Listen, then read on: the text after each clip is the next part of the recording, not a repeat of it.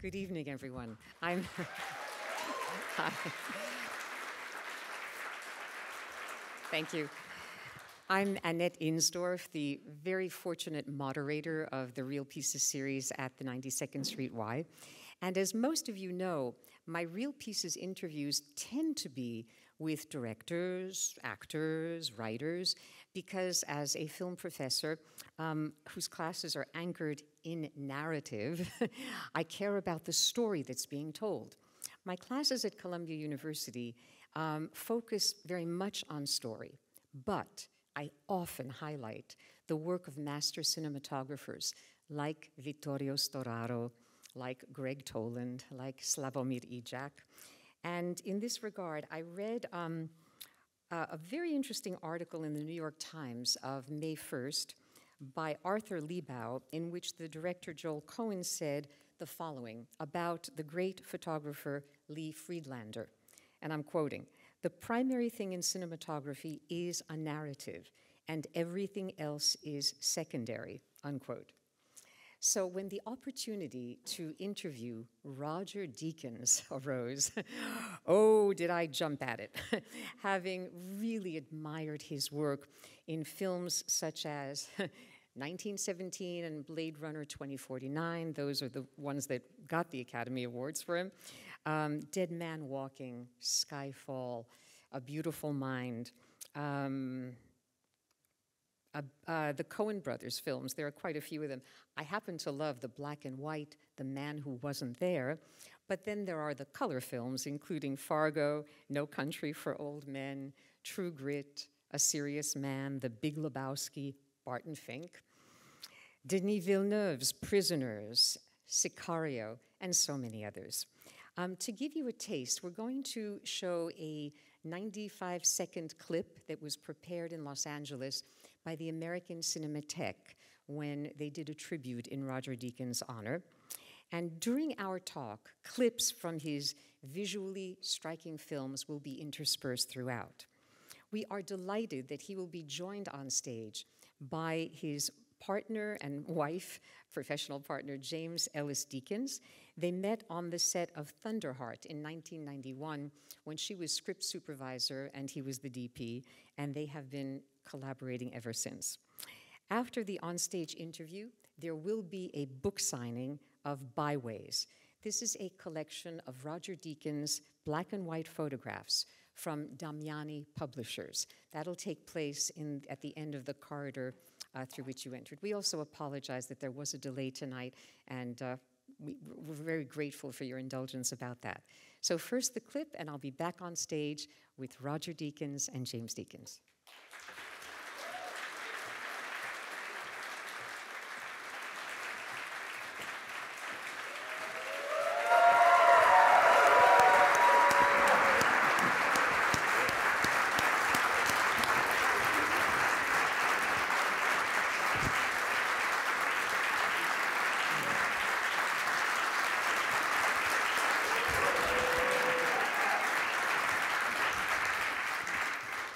They know a good thing when they see it, what can I tell you? So I'm going to start off with a few questions. As always, I've over-prepared, but we will leave time for audience questions afterwards.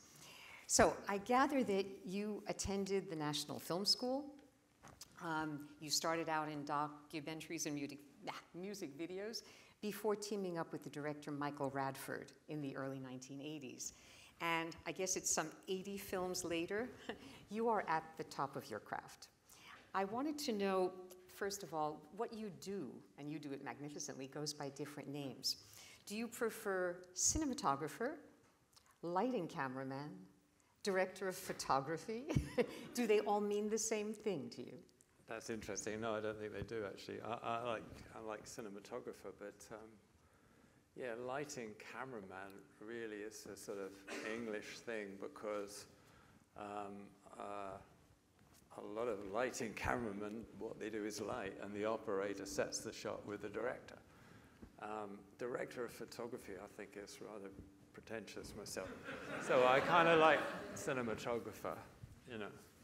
I operate the camera, so it seems to fit better that, yeah. Well, if you do operate the camera, then obviously it's slightly different because in the old days of Hollywood, cinematographers couldn't operate the camera. The camera operator did that, and it was primarily when many of the European cinematographers entered the Hollywood system that changed quite a bit, I guess.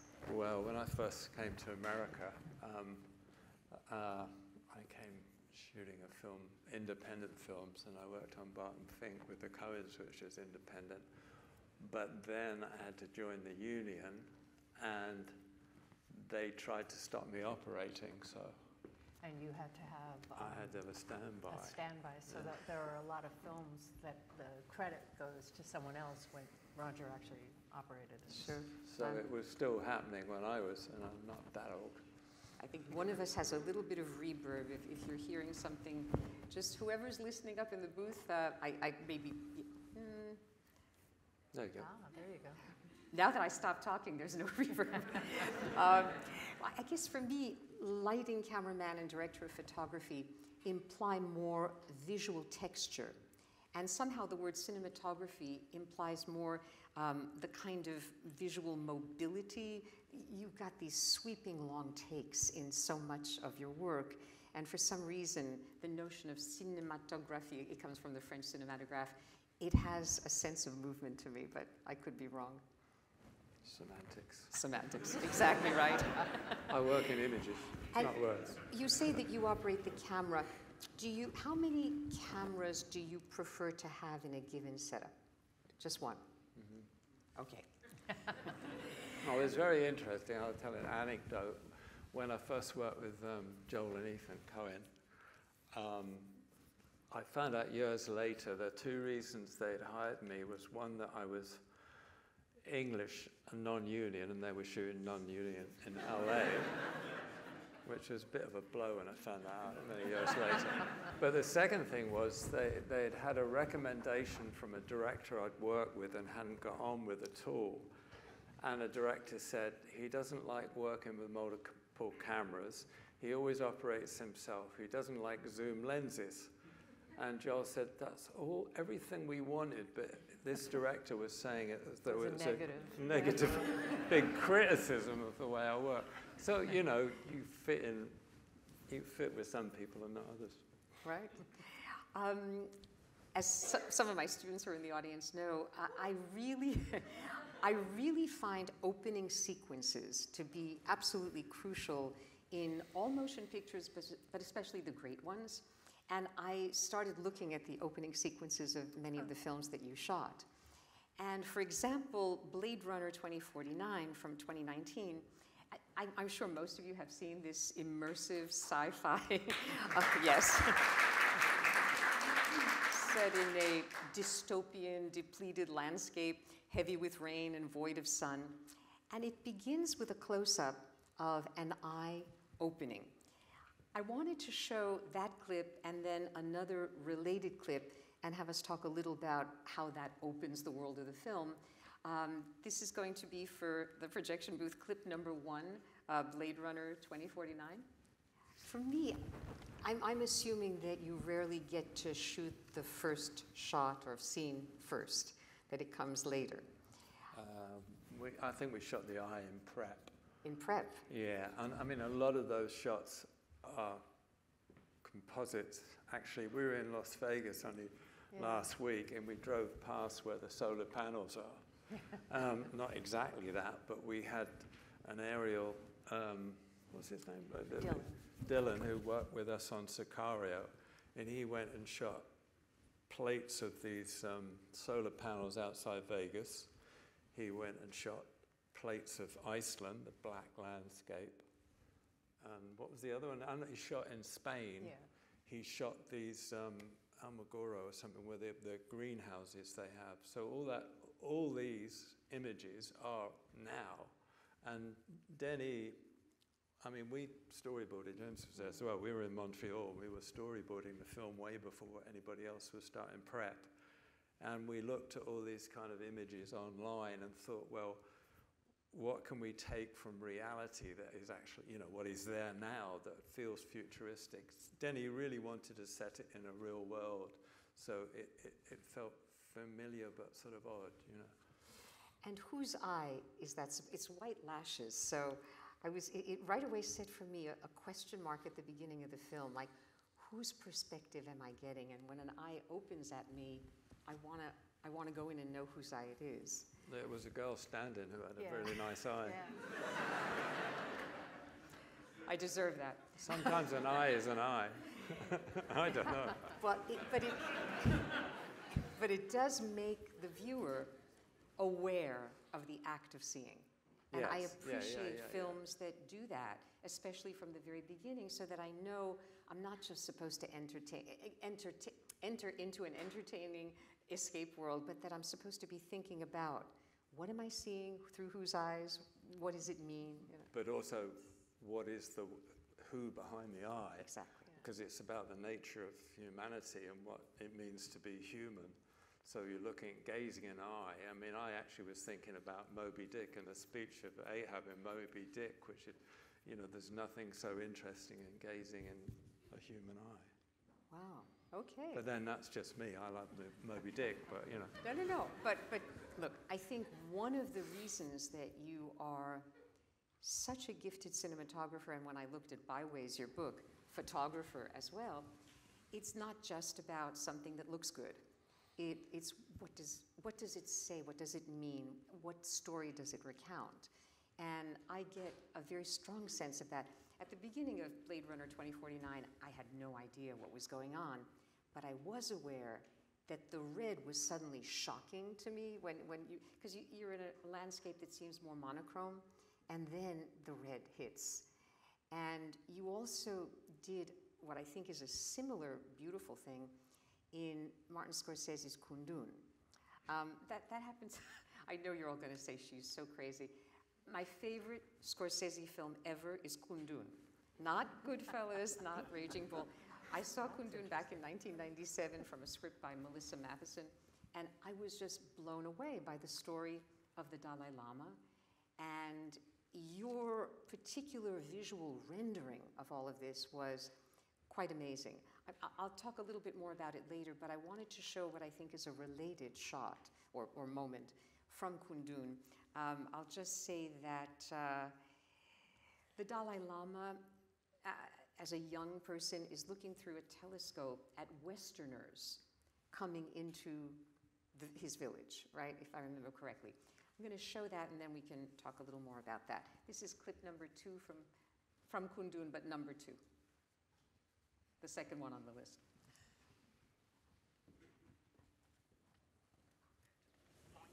Yeah.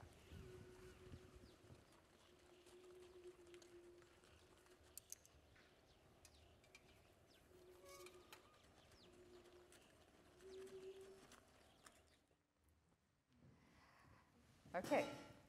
Short and sweet. Yeah. That's it.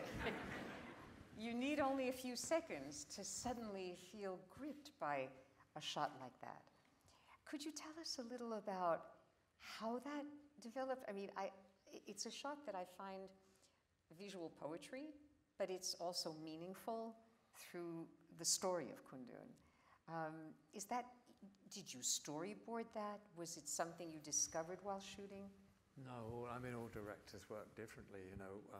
We work with Denis storyboarding.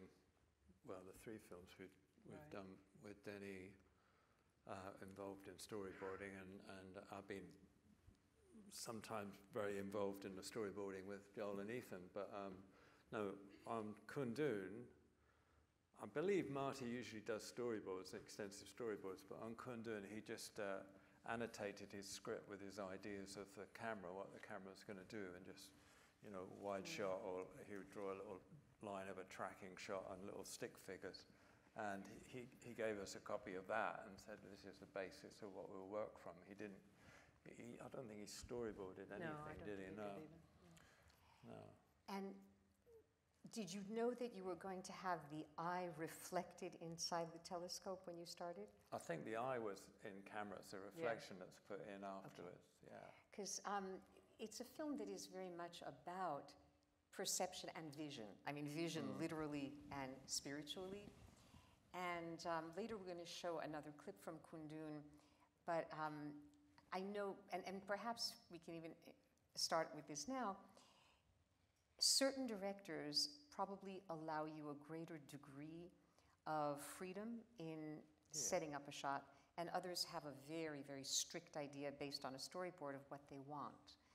And we've just shown one from Denis Villeneuve, one from Martin Scorsese. Was there a comparative, similar approach in terms of how you collaborated with them? I think Marty's got a more, he's got a more defined vision of what he wants. But I say, really, it was done with his notations in the script. So in terms of setting the shot, and often you've got a lot of flexibility and obviously lighting as well, you know. But I mean, the collaboration's different with each director, you know, and actually from project to project. I mean, the kind of technical input you have on something like 1917 compared with Kundun, say, where Kundun's much more simply shot, it's much more proscenium.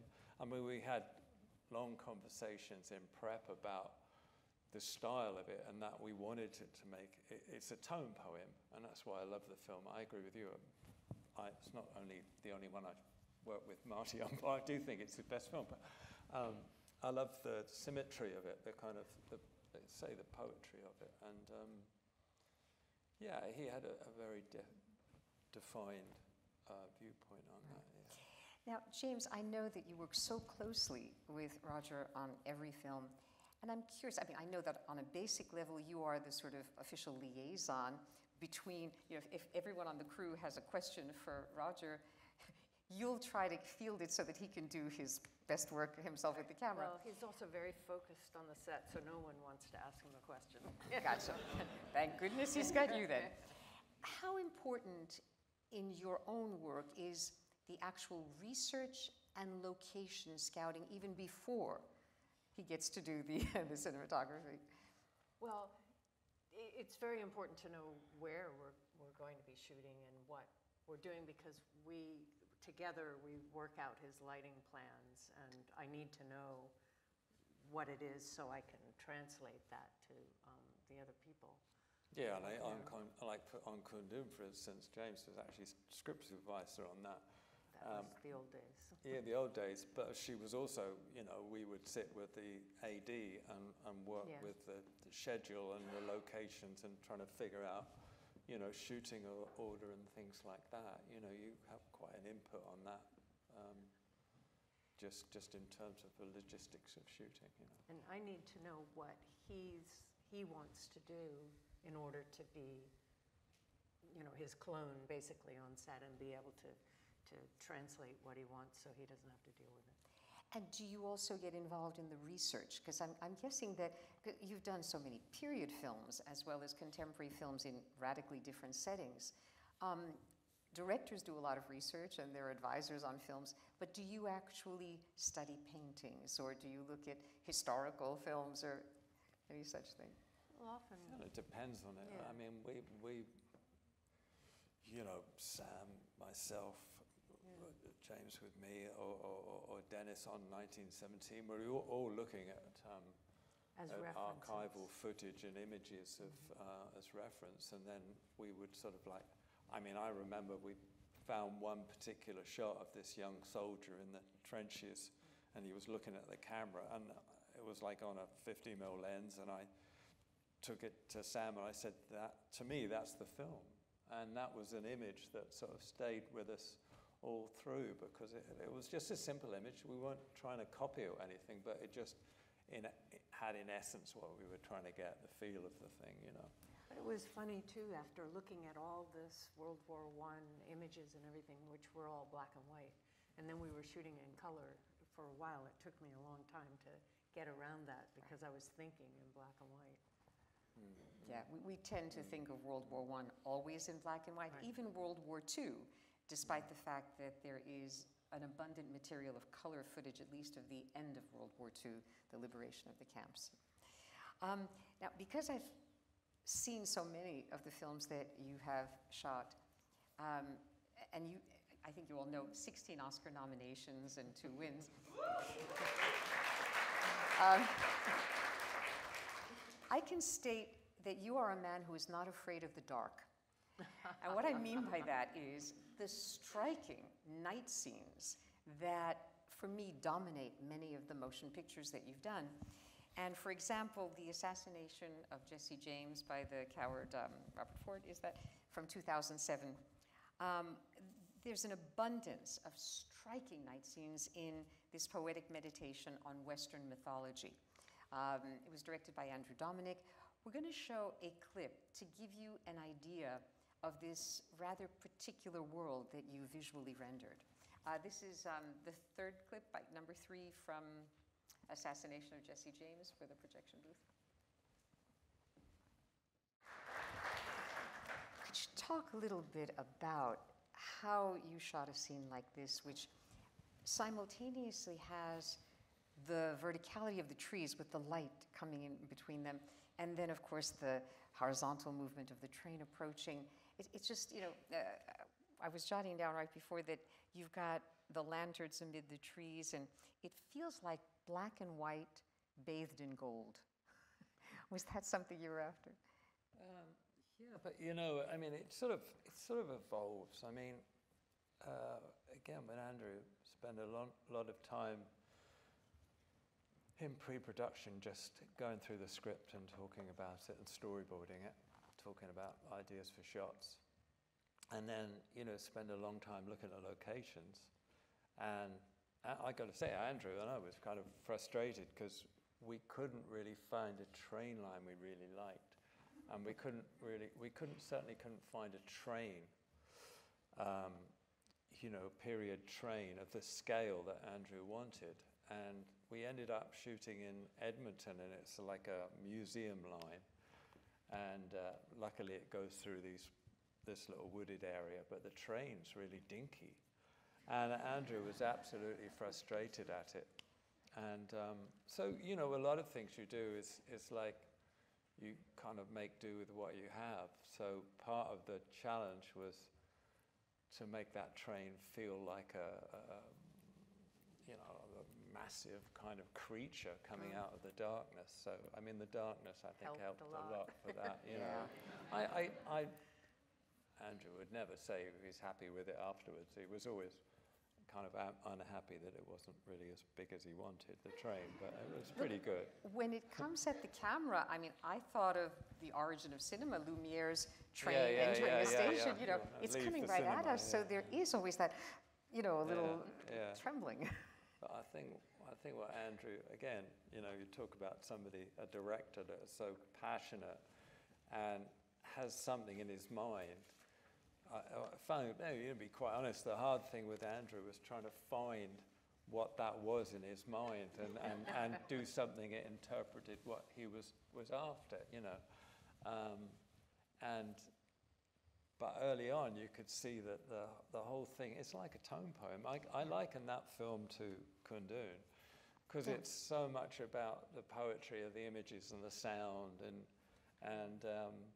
and that's very much actually an original book that Ron Hansen wrote with the same title. It's a wonderful book if anybody chances to read it.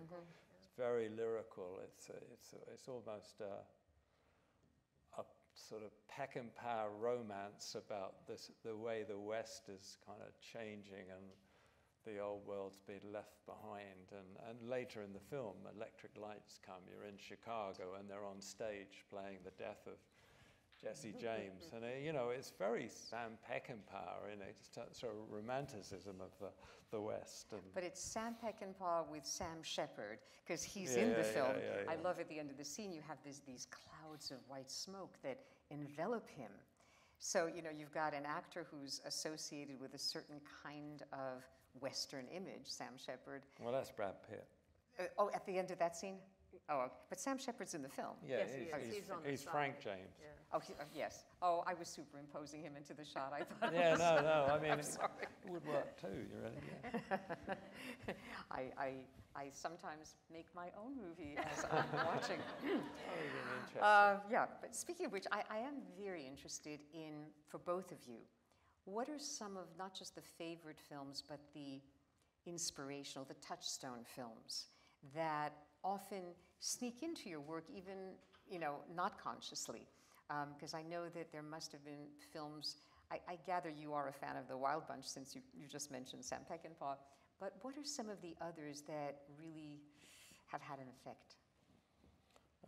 Well, the Wild Bunch, Agent Dundee, Ballad of Cable Hogg, all of Peckinpah's movies, except for Straw Dogs. I never like that. Except Straw Dogs? Yeah, I love his westerns, but no, I mean, I love Sam Peckinpah, I love westerns, but I also like Sergio Leone's films.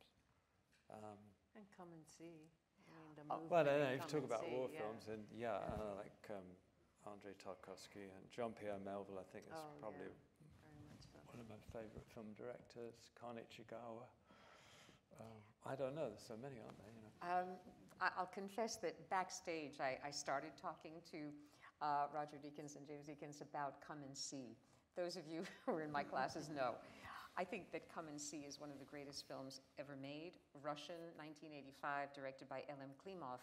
And I actually recently got the new Blu-ray of it, which has Roger Deakins as among the extras saying that it is essential viewing. And it has some of the most, not just sumptuous cinematography I've ever seen, but the most meaningful sumptuous cinematography that makes you rethink not just the image, but history, how it's represented, how it can be manipulated and fragmented and broken apart. So I'm going to insist upon the primacy of that one. And James, are there certain titles for you? Well, what he was saying, basically, and yeah. We watch the same film. Yeah, we do. Same with me and Mark. My husband Mark was the one who chose the clips with, for me and with me. Well, there's so many films, aren't there? I mean, you could go on forever. I read somewhere that you're also a fan of Paris, Texas. Yeah, I used to like Wim Wenders' films, actually, yeah. See, Paris, Wim Texas. Wenders is, for me, another one of the directors who often adds a dimension, I don't know if poetic is right or spiritual is right, but there's a searching quality.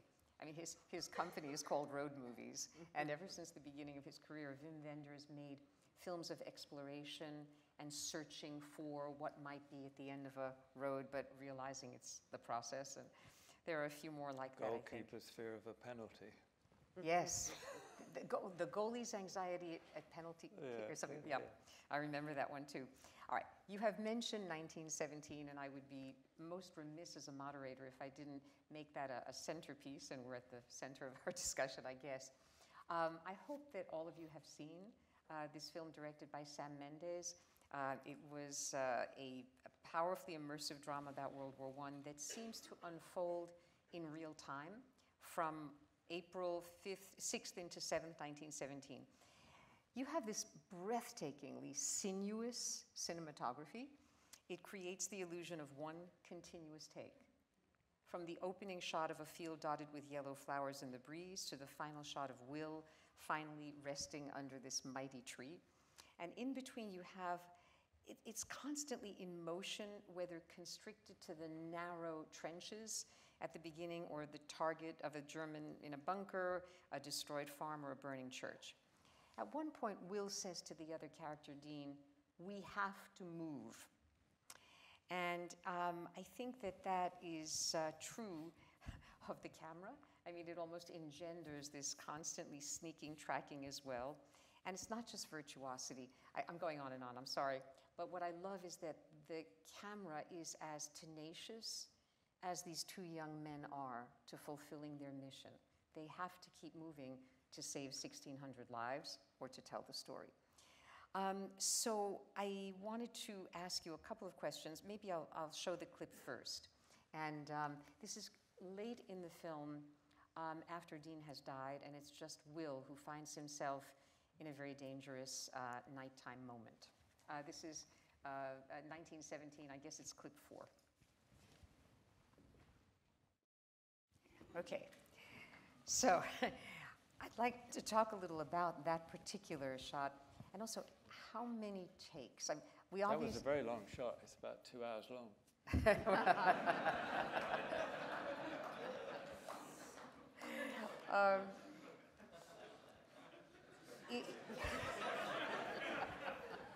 True. But basically, I'm curious, among other things, how many takes? Because obviously one take, that's it. No. We had done so much prep beforehand. Yeah. And we had practiced with them because we had the actors in prep. So we had done, and before we built the sets, we had to know when they were coming around the corner. So by the time we actually got to shoot it, we had practiced it so many times that it was really just making sure that something didn't fall over or something during a take. So it was like, yeah, I mean, there weren't that many. We started off talking through the script, and Sam said, I mean, Sam's a really interesting director. First time I worked with him, I thought, I knew Conrad Hall very well, who had shot his other films, earlier films, and Connie said, oh yeah, Sam always he boxes you in a bit because he always storyboards. So then he asked me to do Jarhead, and I think at Connie's recommendation at some point. And Sam said, I don't want to rehearse or storyboard, I just want to shoot it like a documentary handheld. And that's why you're here. And it blew me away because I thought that's great because I come from documentaries. I loved it. And then, you know, we did a couple of others like Skyfall and stuff. But when it came to this, then it was like, okay, it's a real-time story. Why do we want to do it in one take? Well, sometimes when you have a cut in a film, you release the audience from the kind of the tension of the moment.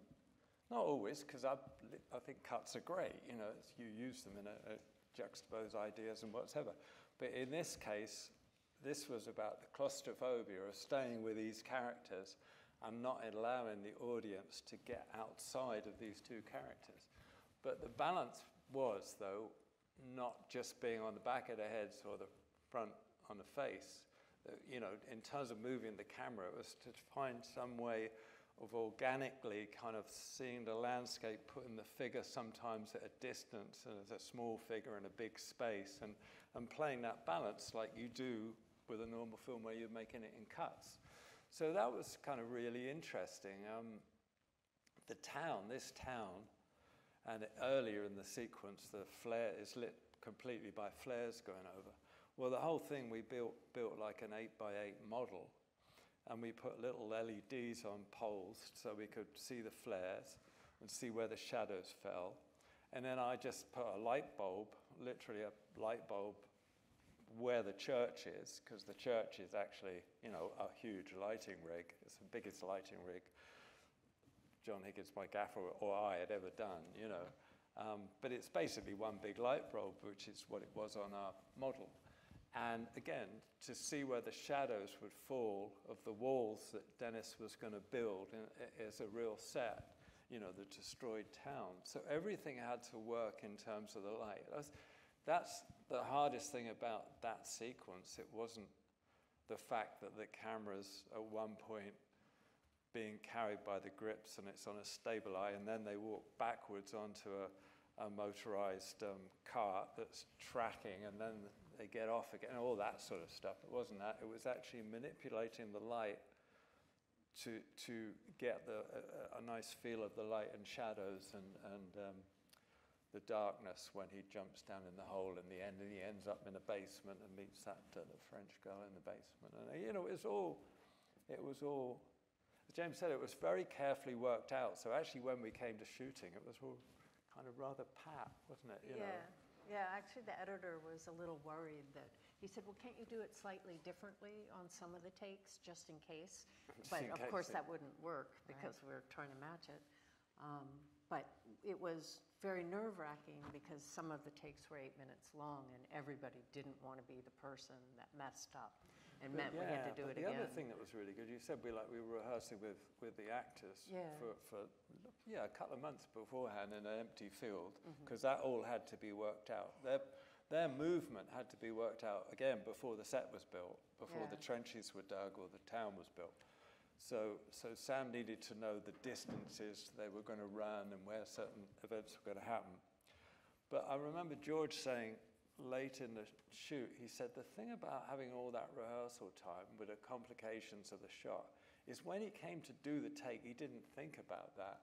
It was like built into him that he was running over here and that this would happen here and this would happen, but he could concentrate on on being the character and not acting for the camera.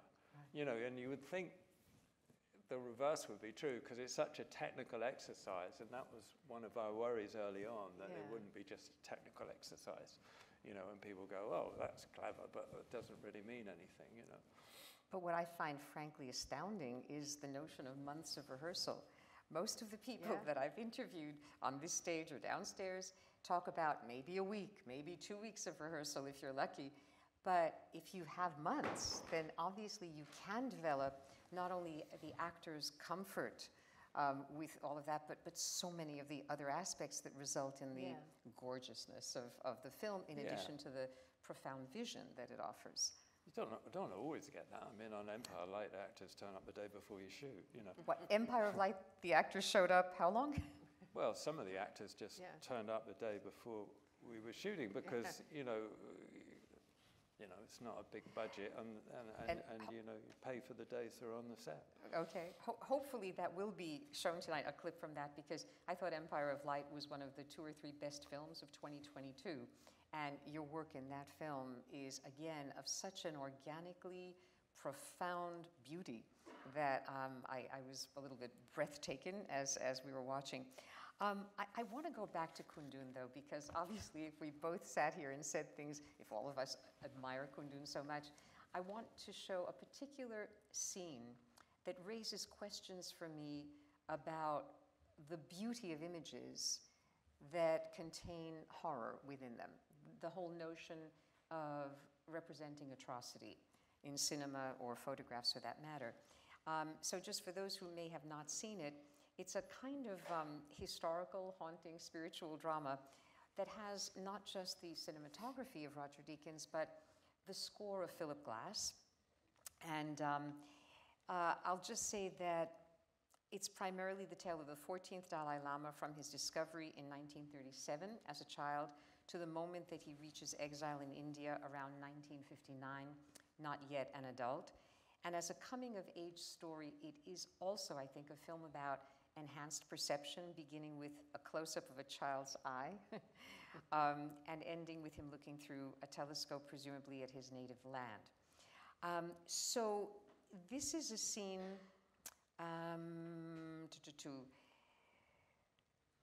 that comes a bit later in the film, and it's after a massacre. We're going to show that and then talk about it. This is the next clip on the list for those in the projection booth. I guess it's number 5.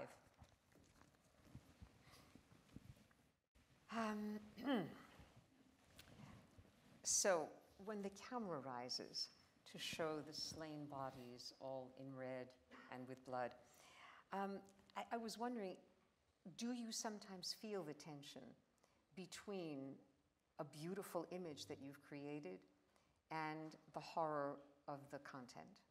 Well, sometimes I think you're trying to play that, you know. It's interesting. And sometimes you're trying to, you know, sometimes the beauty of the image makes it more horrific, which I think that shot always makes me kind of well up, really. I think it's one of the most successful shots in a movie, but it's beautiful, and that's the horror of it. Don McCullum once said that he realized he was shooting in Bangladesh when he gave up photographing wars and famines. He was photographing these dead bodies on the street, and he felt like moving them to make it a better frame. And he said that's when he realized he had to stop. There's something about, I don't know what that means really, but there's something about the contrast between the beauty of it. There's another scene in the film that also absolutely guts me as well. Sorry. Is the young Dalai Lama. He's got a 16mm projection, and he's watching projection of the atom bomb. And that's like devastating. And it's juxtaposition of the 2 cultures and the sort of beauty of it, but then this horror of what's actually on the screen, you know? Yeah. It's interesting, I think. I mean, you also do it beautifully in Jarhead. This is a film that Sam Mendes directed as well, 2005, and it was set in the Gulf War. It's 1989 Saudi Arabian desert with a focus on Jake Gyllenhaal, and he's a very strong performance there as an American soldier waiting in vain to see combat, just waiting. As my husband Mark put it, it's not about killing the enemy, but about killing time. And after 175 days, Desert Storm begins, and he sees burning oil fields. And I just have to make sure you see this before we get into audience questions. So this is from Jarhead, clip number 6.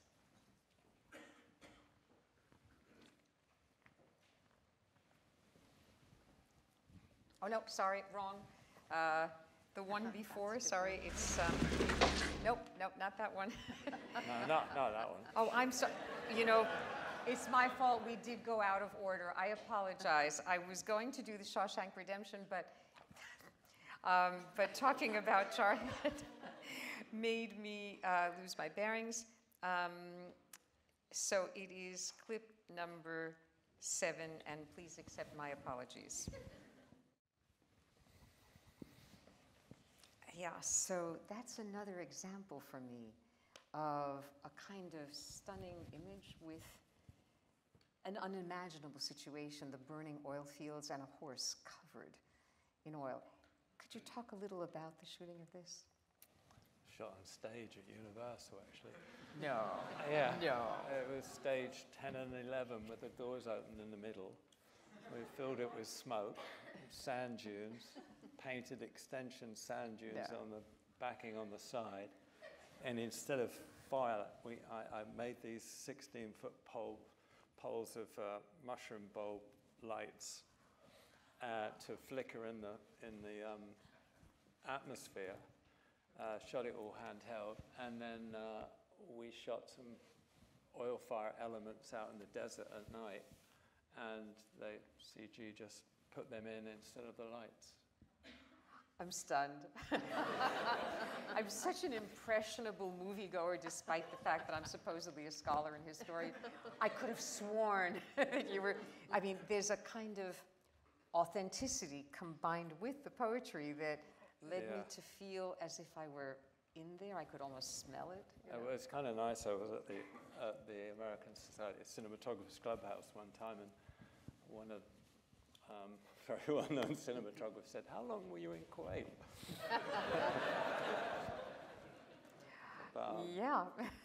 But there is interesting.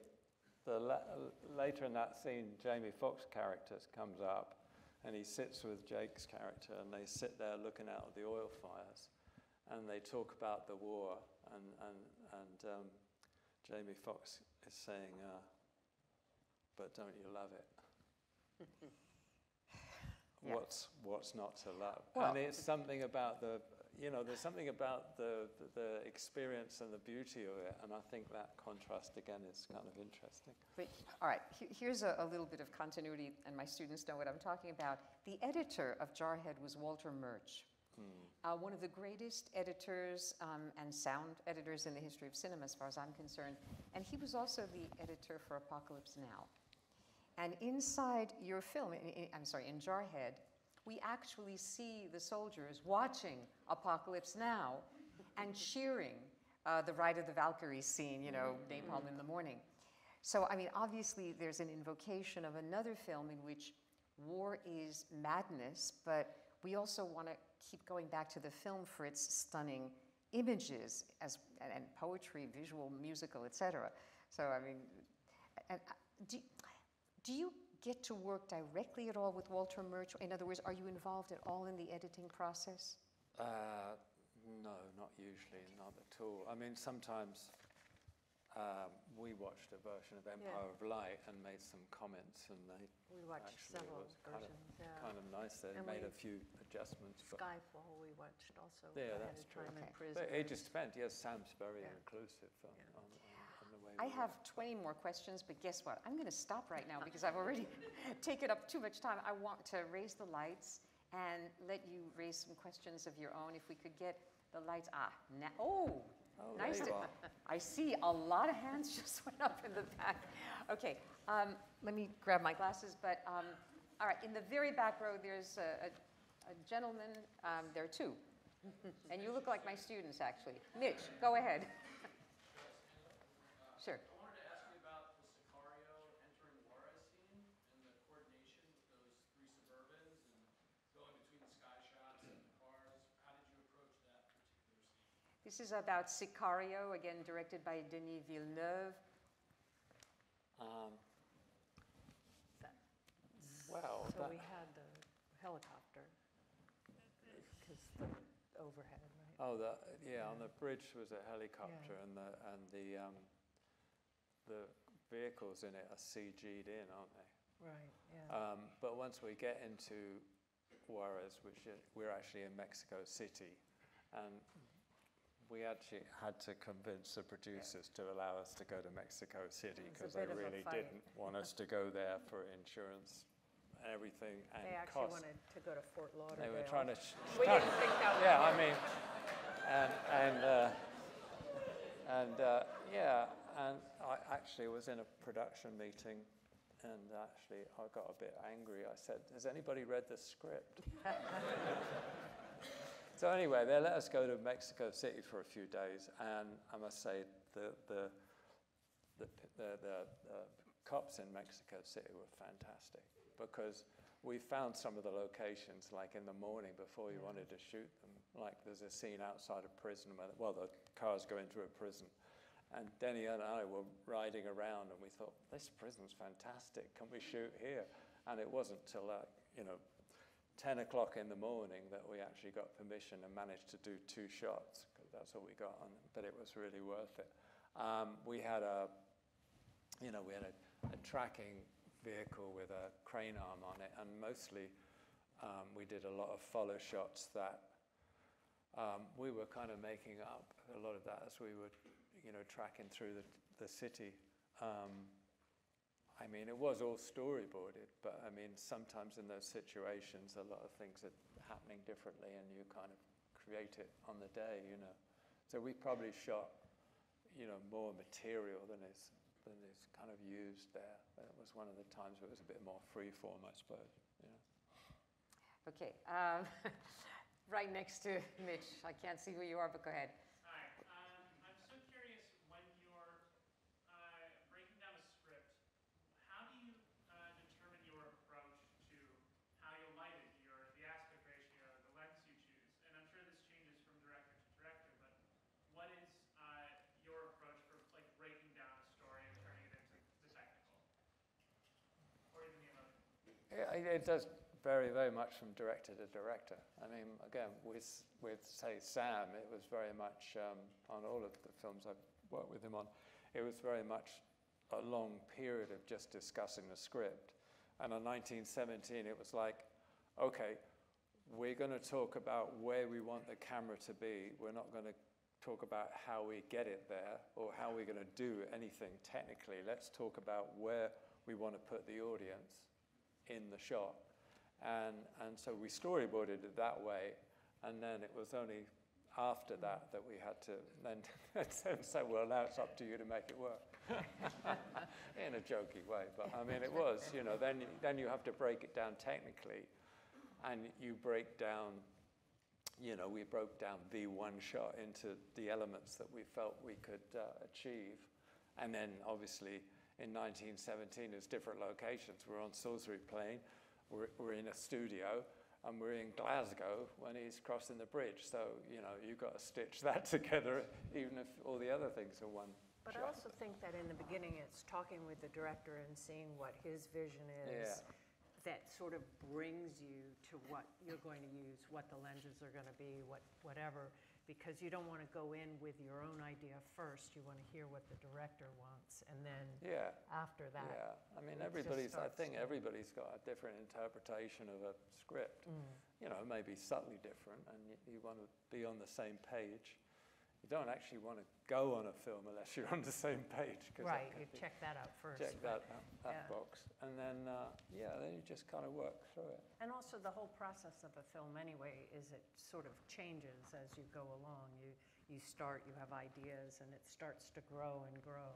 And then you get on set and you see the actors do it, and suddenly it's slightly different.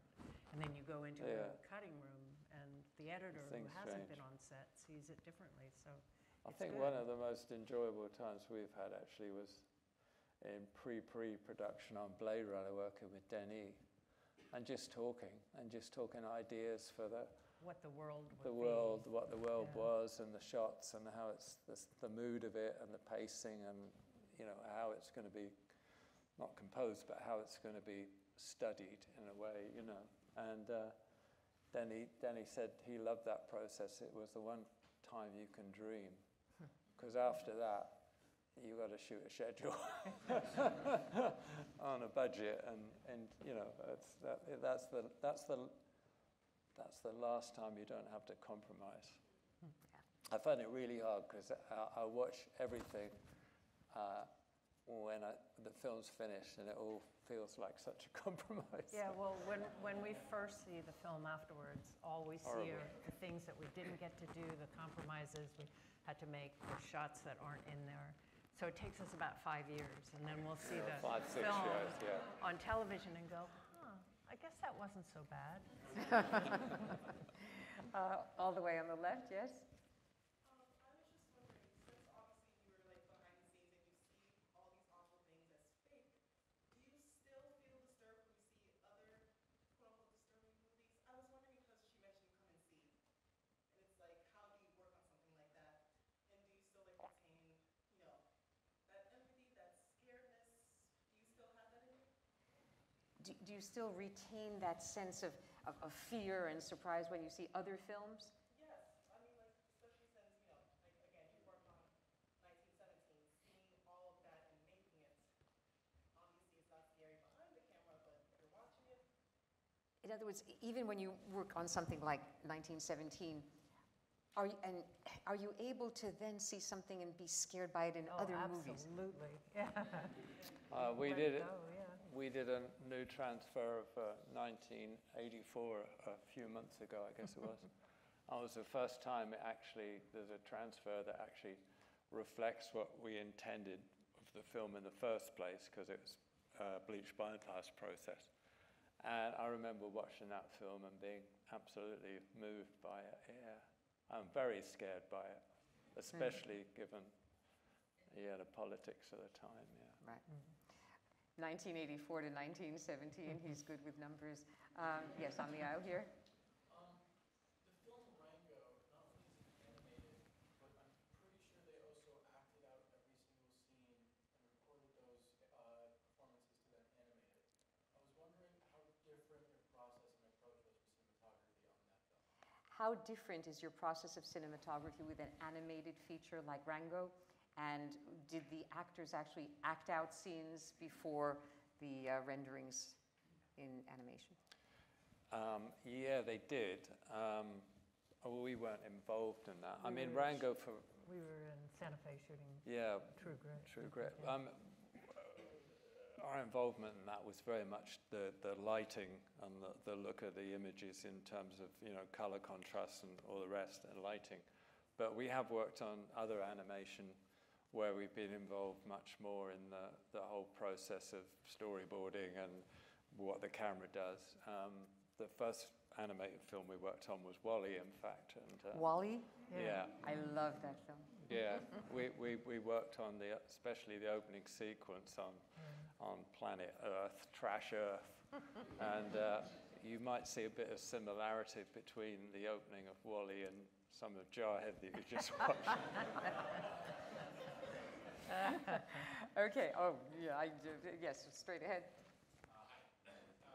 You've been talking a lot tonight about all the prep work that you do in all of your movies. I just wanted to know, was there ever an instance throughout your career where you didn't know exactly what you were getting that day, or you weren't as diligently prepared for the shoots, where you had to improvise, and what kind of results that might have yielded? Well, Jarhead's one, because we didn't storyboard any of that. That was... even that scene you see there was me with a camera reacting to what Jake is doing with a horse. We would do one take, and then Sam and I would talk about it and say, well, maybe you come round here when he does that. But, he never nothing ever happened the same way twice, because that was the nature of the shoot. I think of another one. There's been a few, but Sid and Nancy in particular was after the first few days on Sid and Nancy, where I was using a dolly and shooting on a tripod, I said to Alex, "Okay, I get what you're doing. I just put the camera on my shoulder and shot it." Yeah, this is Alex Cox, right? Yes, behind the gentleman who just spoke. Hi, for Blade Runner, in Blade Runner, how did you get the night scene when Ryan Gosling meets Harrison Ford, like the color scheme for that particular setting, so beautifully well done? Because when I was in Budapest, my pictures did not look as good as How did you get the scene of in Blade Runner of Ryan Gosling and Harrison Ford? when they first meet in Budapest. I guess what is in reality Budapest? Because my pictures did not look. When they first when they meet, because the created reality is not like the pictures that you've taken in Budapest. At least in the evenings there. Okay. When they meet by the piano in the old abandoned casino. Is that what you're thinking about? Yes, that's. Oh, yeah. Well, I mean, again, you know, it's like even on Blade Runner, we have a pretty good budget, but I mean, it was still like, okay, what's a set? What do we want it to look like? What's going to work? And we scouted this disused building in the middle of Budapest. Yeah, we scouted it a couple of times, but it didn't feel right. But we couldn't find anything else, so that's where we ended up shooting. And you know, the whole idea of Vegas being red, and that came from. I don't know if you remember, there was a time in Sydney, Australia, when it was clouded in a red dust storm. So we had pictures of that, and we had pictures of the Haboob dust storms you get in Egypt. And so Denis said red, and I had these images, and that's how that kind of came about. So when we did the scene you're talking about on the interior, it was on location in the center of Budapest, but I surrounded the whole place with lighting, because the time we were shooting, there wasn't enough light to shoot the whole day. And then I gelled all the windows and filled the place with atmosphere. Yeah, simple as that. It's quite simple, really. It was just expensive. Okay, all the way in the back in the white shirt first. Hi, Roger. All right. I'm just curious, at this stage of your career, do you feel like you've achieved all ambitions and goals that you set out for this career path? Or is there something you're still striving for? I don't know. I think it's a sort of, I don't sort of, I don't plot things out, really. I mean, I don't know what's going to happen next. We haven't read anything that's really grabbed us, but that's happened before, and then suddenly something sort of come up and off you go.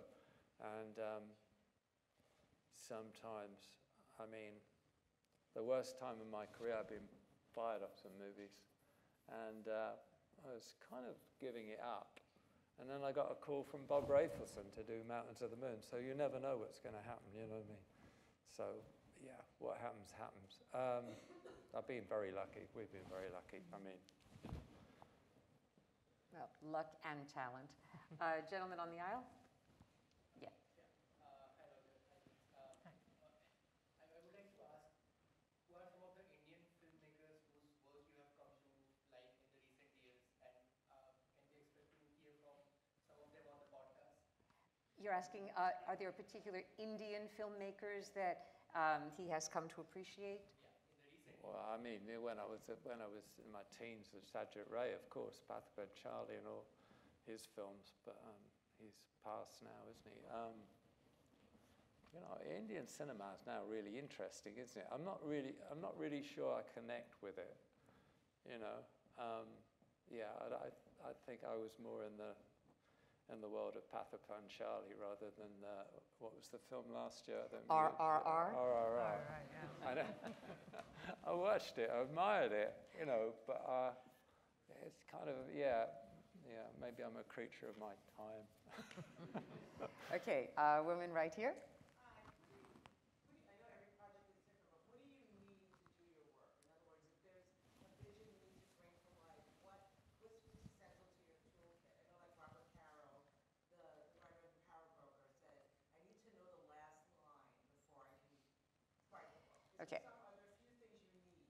The question is, what do you need, despite the difference among films, in order to do your work best? Like Robert Caro, the biographer of Lyndon Johnson, said, I need to know what the last line is before I can start. I think, you know, we have to be connected to the story and the script and the characters. But then to the director, I needed the passion of the director and the support of the director, you know. I mean, it